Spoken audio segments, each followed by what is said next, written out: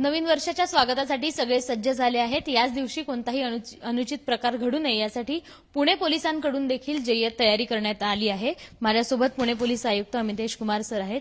Sir, कसं नेमकं 31 डिसेंबरचं नियोजन असणार आहे पुणे शहरातलं? बरोबर आहे। जे जे गर्दीचे ठिकाण आहे, जिथे नेहमी गर्दी होत असते, तिथे योग्य बंदोबस्त लावण्यात आलेली आहे। विशेष करून जे ड्रंक अँड ड्रायव्हिंग रस्त्यावर त्यासाठी अत्यंत कडक मोहीम नियोजित करण्यात आलेली आहे आणि त्याचबरोबर इतर ट्रॅफिक व्हायोलेशन जसे rash driving, triple seat driving याचे विरुद्ध पण मोहीम स्थानिक पोलीस आणि वाहतूक शाखेची मिळून करण्यात आलेली आहे। पब्स आणि इतर बार्स जे मॅनेजमेंट आहे त्यांच्यासोबत वेगवेगळे बैठकी वेगवेगळे स्तरावर घेण्यात आलेली आहे। कोणताही नियमाचे उल्लंघन त्यांच्याकडून होणार नाही, कोणताही ड्रग्सचे वापर, सेवन इत्यादी होणार नाही।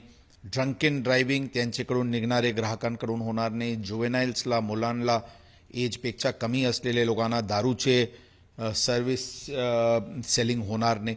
अशी वेगवेगळ्या विषयावर त्यांना पण सूचना देण्यात आलेली आहे। एकंदरीत मोठ्या प्रमाणात बंदोबस्त लावण्यात आलेली आहे। सर्व नागरिकांना, पुणेकरांना आमचे आवाहन राहील, नियमाचे अधीन राहून नवीन वर्ष साजरा करावी।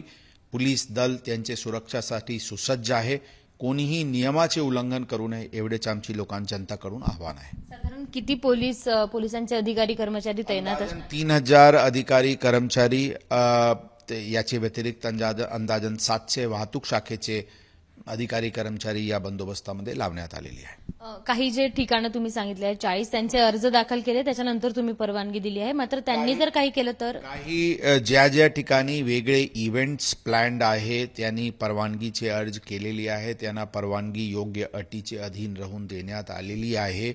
त्यांना कोणताही नियमाचे उल्लंघन होणार नाही अशा प्रकारची स्पष्ट सूचना देण्यात आलेली आहे। कोणीही पब्स किंवा बार्स यांच्याकडून नियमाचे उल्लंघन होईल तर अत्यंत कडक कारवाई करण्यात येईल। उदाहरण, एका पबानी एक दिवशी एक ॲडव्हर्टिजमेंट केला की 3 वाजेपर्यंत आमचे पब सुरू आहे, ज्यावेळी 1:30 वाजेपर्यंतची वेळ होती। त्या हॉटेलला, त्या स्थापनेला सील करण्यात आलेली आहे। अशा कोणत्याही प्रकारचे उल्लंघन कोणाकडून दिसून आल्यास अत्यंत कडक कारवाई पोलीस दलांकडून करण्यात येईल, ही भूमिका आमची आहे। लोकांना आव्हान आहे की लायसन्स कंडिशन्सचे पालन करावी। नागरिकांना आव्हान आहे की नियमाचे अधीन राहून नवीन वर्ष साजरा करावी। पोलीस दल पूर्णपणे त्यांच्यासोबत आहे।